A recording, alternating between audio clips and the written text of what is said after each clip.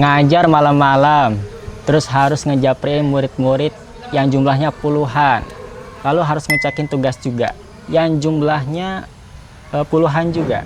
Dan ini sudah kulakukan selama 2 tahun lebih, dan itu tidak dibayar.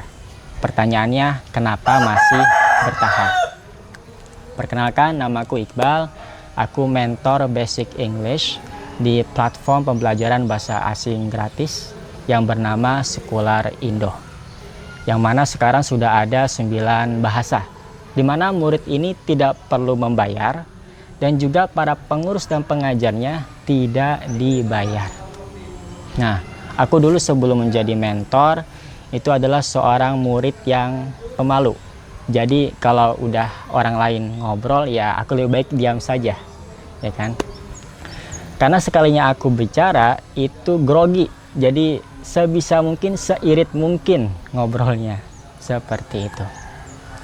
Dan aku waktu itu sebagai murid di kelas conversation, bukan di kelas grammar, dan juga tidak pernah ikut tes TOEFL, IELTS, dan gak pernah punya pengalaman mengajar.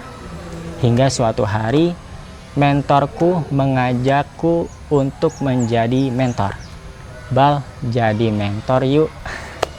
Well, waktu itu dengan backgroundku yang masih kurang, ya aku tolak.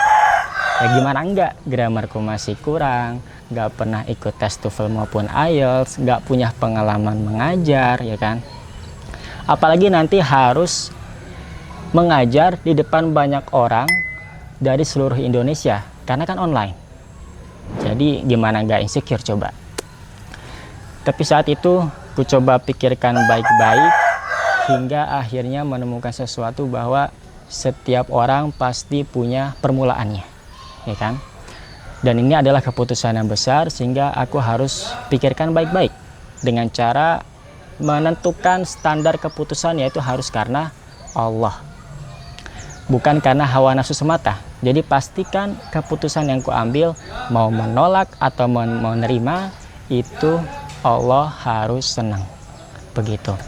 Dan satu hal yang akhirnya merubah keputusanku adalah bahwa ini bukannya soal mencari pengalaman baru, tapi mencari pahala jariah, seperti itu. Dan dari situlah aku menerima ajakan mentorku dan mulai belajar menaikkan skillku. Awal mengajar, alhamdulillah deg-degan, apalagi partner mengajarku itu seorang dosen. Dan aku baru aja lulus jadi murid, gimana nggak deg-degan coba, ya kan? Tapi perlahan mulai ada perubahan. Yang tadinya bicara takut-takut, hingga akhirnya bisa bicara 1,5 jam. Setelah beberapa lama, ternyata aku sadar bahwa tantangan terbesar itu ternyata bukan di skill, tapi di sini, menata niat. Godaan dari luar mulai datang, dari orang lain maupun dari diri sendiri, dari pikiran sendiri. Mereka bilang, buat apa sih ngajar malam-malam capek-capek, ini nggak dibayar loh, buat apa? Nah terus sebenarnya yang paling berat itu dari pikiran sendiri sih. Nah setiap pikiran itu datang, aku coba tepis dengan mengingatkan diri sendiri bahwa aku lakukan ini karena Allah semata, seperti itu. Nah dari situ aku sadar bahwa belajar bahasa Inggris itu bukan cuma soal bahasa saja. Bahasa itu sifatnya netral. Apakah bernilai atau tidak itu tergantung bagaimana niat kita dan cara kita memakainya. Apakah itu akan bernilai atau tidak di mata Allah Subhanahu wa Ta'ala. Nah, kalau aku sebagai mentor, aku coba menyelipkan nilai-nilai Islam saat mengajar.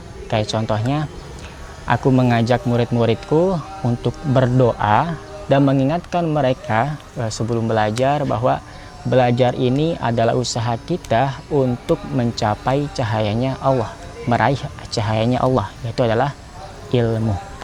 Karena bagaimanapun ilmu itu semuanya milik Allah, seperti itu. Dan aku juga terkadang niat ini suka berbelok. Berbelok seperti apa?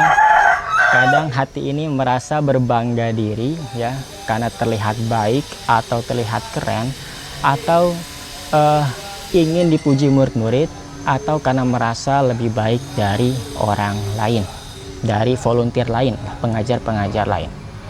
Nah, saat perasaan-perasaan itu tiba, aku coba untuk terus memperbarui niat bahwa aku lakukan ini karena Allah.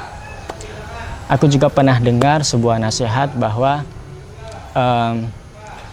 buatlah sebuah amalan yang suatu saat nanti di hadapan Allah bisa kamu banggakan saat Dia mulai hisab. Dan harapanku mungkin ini salah satu amalan tersebut. Jadi bagi teman-teman yang sudah memulai kebaikan, cobalah untuk istiqomah.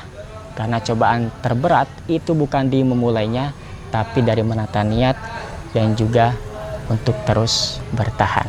Wassalamualaikum warahmatullahi wabarakatuh.